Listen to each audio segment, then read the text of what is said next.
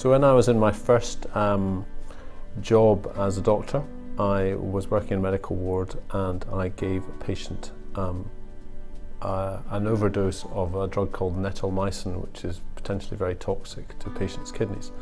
And the patient did become very unwell and ended up in intensive care. The patient survived, but I felt terrible afterwards because of the mistake I'd made. We come to work every day, head down, do our thing, go home, and we're stuck in a routine as clinicians, constantly doing the same thing day in, day out.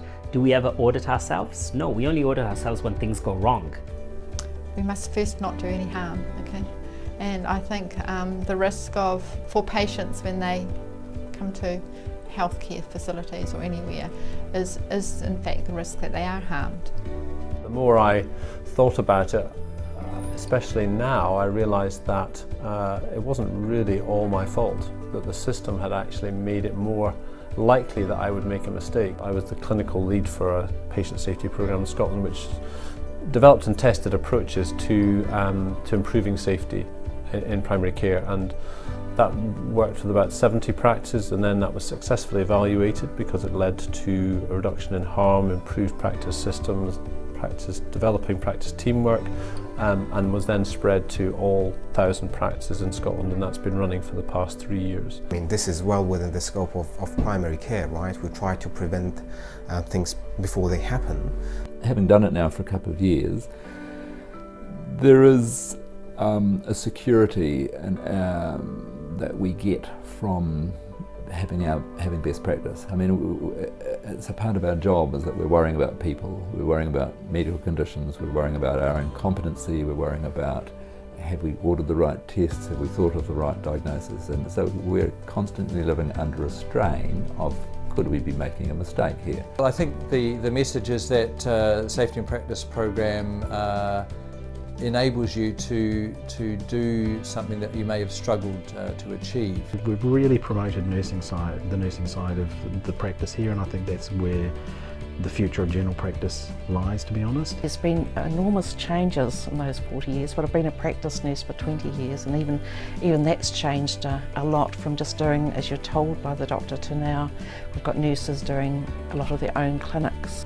It was a big job for us nurses. We had to look at the folder every day to make sure it's all, we get through to the patients their result for the day.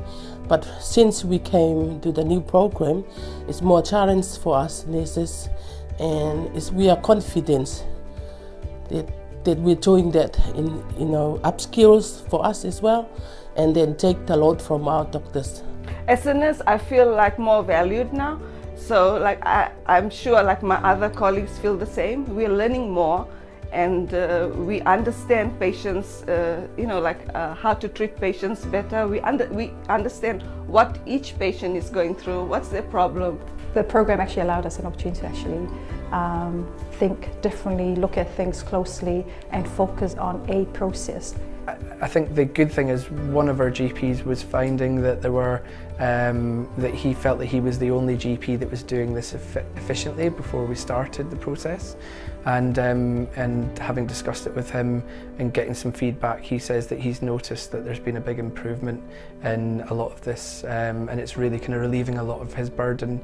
We had to actually say in our cornerstone stuff, well, what are you doing? And we could actually say, though, we're actually doing, we've got the cervical smear management program under the Safety in Practice, and we've got medication reconciliation, and they're all quality improvement programs. The Safety in Practice processes permeate through the practice, so it's kind of hard to say, well, it was this initiative or that initiative is now different because of Safety in Practice. And over a 3-year journey, you forget at which point something changed. But overall, I would say that